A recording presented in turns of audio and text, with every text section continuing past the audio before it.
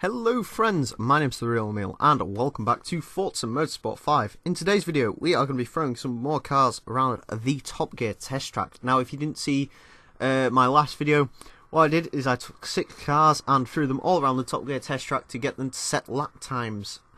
And well, there was quite a few surprises, so I wanted to see if we could get any more surprises by throwing some more around. Our first car for today is the Rolls-Royce Wraith. Yes, it has an insanely cool name and I only wish to attach a plasma cannon to it. However, as cool as the name is, it can't help the fact that this car isn't as desirable for me as a race car. It has 600 horsepower, which is an awful lot. This is a C-Class car, by the way.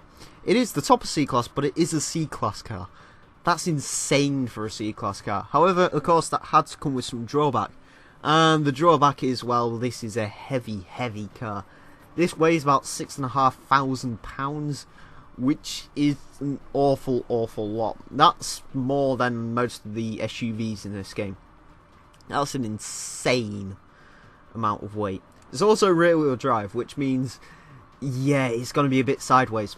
But it wasn't quite as bad as I thought it would be. I had a sneaky suspicion this car would be sideways throughout the entire time and the brakes would not get it stopped. However, while it was quite sideways, I think the weight actually helped in countering that quite a lot.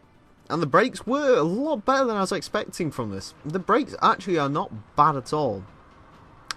Sure, they're not as good as something off a lightened supercar, but yeah, not bad at all. I wouldn't say I'm impressed by the Wraith, but I would say I was surprised by it.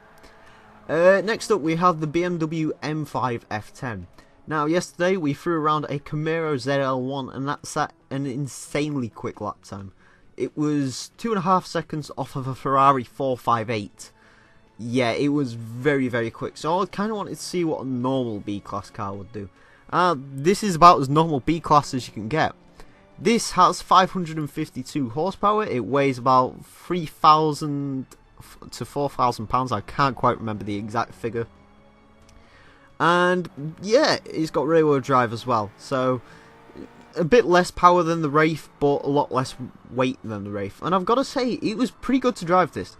I've driven some of the classic M5s in previous Forzas, and they're always quite sideways. They're not the best cars in the world to drive, but this one I was surprised by. This is actually a pretty good handling car, all in all. Sure, you can get the rear end out if you're a complete idiot on the throttle, but you know, it doesn't need that much encouragement to get the rear end out, but if you want it to keep in check, it will keep in check. If you keep it in check, it's completely fine. So yeah, the M5 was pretty good. The brakes were pretty good as well for the sort of car this is. They're not obviously going to be the same levels as, say, a stripped out Le Mans racer or an F1 car, but definitely wasn't bad. I quite like driving the M5 around here. Another car I quite like driving around here, this is the Ferrari 360 Challenge Stradale.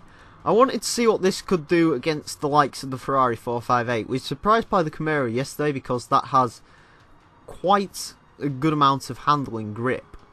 So I wanted to see what possibly the best, nicest driving car here in Forza 5 could do. And whether this could upset any times on the leaderboard. I had a few troubles through this corner. If you see that sort of run-off area there, I kept getting the back wheel caught on there, and that would send you into a bit of a slide and you lose about half a second on that, but through this lap it was completely fine. Yeah, this is an extremely nice handling car. I recommend you guys try this out. It's towards the bottom of A-Class. Unfortunately, it hasn't quite got that much power. It's only got 430, well, only. It's got 430 horsepower, which compared to some of the other monsters here today, in fact, this might be our least powerful car here today. But it was really nice to drive around here. I got extremely close to them tyres. I didn't realise quite how close I was to them. But yeah, the brakes were absolutely excellent. The turning was excellent. The coming out of the corners was excellent. As long as you're not stupid on the throttle, this car is absolutely excellent. So, now that we took the 458's predecessor out, I figured why not try and throw the 458's arch nemesis around here. This is the McLaren 12C, or MP4-12C if you want to use the name of the games. I wanted to use this car for two reasons. One, I wanted to see what it could do compared to the 458 and how it drove compared to the 458.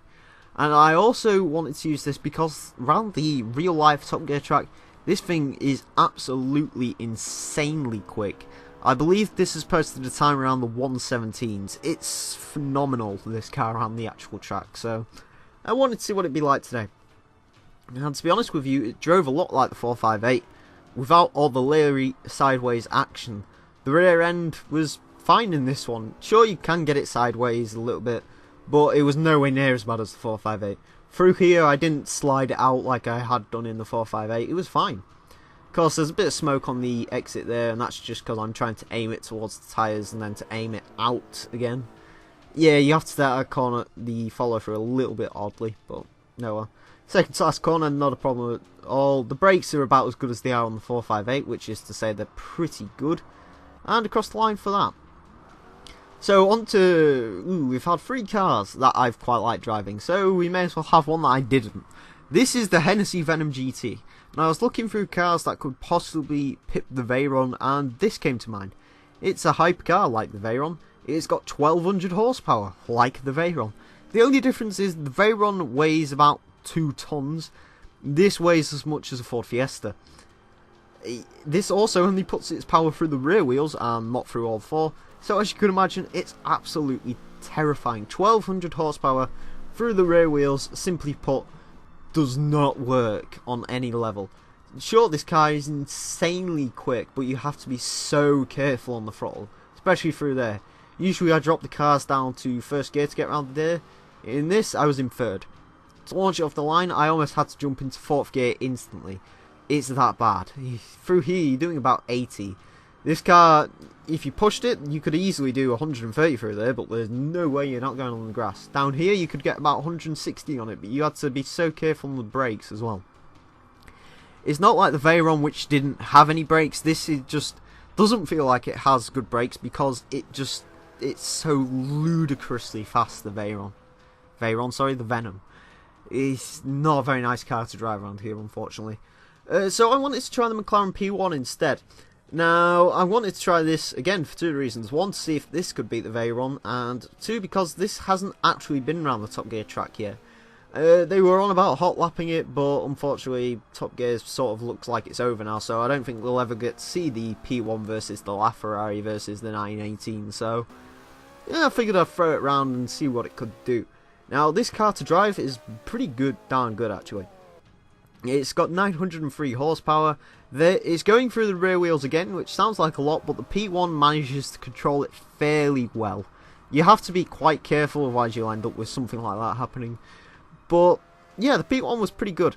I did have some slight issues on cornering grip. As you can see, that wing, it comes up and down depending on how much speed you pick up, and when it flexes down like that, you don't get quite as much cornering grip because it set itself up to go for speed runs, even though you don't want to. If there was only a way to fix that wing, I have no doubt this could be just possibly the quickest thing we've had around here yet.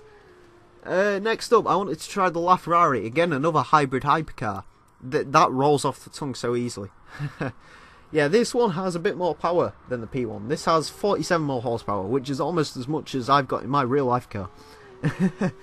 The LaFerrari has 950 horsepower, again sending it through the rear wheels. Difference this time though is it does have some active aero, but it's not quite as intrusive as the P1s. This drives a lot better than the P1 did. Well, not a lot better, a little bit better. Through the lower speed corners it was arguably worse, however through something like the follow through you could take a bit more speed through here, you could take an extra 5-6 miles an hour through here. And when we're talking hypercars around here, 5-6 miles an hour can make all the difference. Because these things are just going insanely quick. Through the tyres, it was quick. This, very nice handling car this. I was very surprised by the LaFerrari. I was sort of expecting it to handle quite a lot like the 458, and it really didn't. It was planted, this car. Brakes were very good as well, as you could expect from a hypercar. The cross line, it was a good experience driving these two, I've got to be honest. They're pretty nice handling cars, which is not what I was expecting from them. especially when you hear Clarkson call the P1 the Widowmaker. Anyway, onto the times. The LaFerrari secures first place with a 1:11.976. That is ludicrously fast. I've got a funny feeling that's going to be up there for quite a long time. The McLaren P1 goes into second place, just beating the Veyron. On that last lap, it managed to just beat the Veyron. The P1 was getting consistent 1:13s and then between about 4 and 9, but yeah, the P1 just wasn't quite as fast as the LaFerrari, so it did it though in the end, so I guess that's the thing. The Venom GT goes into fourth place because it was not a nice car to drive at all. I was scared the Huayra was going to beat it. The Venom just is not a nice car to drive, unfortunately, and that's kind of what set off its lap time. The McLaren 12C goes 2 and a bit seconds faster than the 458, which is insane. The 12C was insanely quick round here. I was really surprised by it. 360 challenge Stradale also surprisingly just beats the 458. If I clipped that curb like I had been doing on the previous laps, I have no doubt the 458 would have been faster, but overall the 360 is just so much nicer to drive than the 458. It's also 100,000 credits cheaper, so buy that instead of your 458 please. Yeah, the challenge Stradale really was something around here, and so was the 12C to be fair. And the BMW M5 F10 goes into 10th place with a 1:24.494. Not a bad time from the M5. That's sort of what I was more expecting B-class cars to do, which it fits perfectly between the 458 and the Rolls-Royce Wraith. So yeah, pretty good showing from the M5. The Rolls-Royce Wraith sneaks itself into 11th place with a 1:27.177. That's a lot quicker than I was expecting the Wraith to be. I was expecting the Wraith to almost be as slow as the Scirocco and the Golf, but the Wraith it showed pretty well here. I've got to be honest, the Wraith was nowhere near as bad as I thought it'd be. So yeah, that's it for some more hot laps, guys. I hope you have enjoyed them, and until next time, farewell.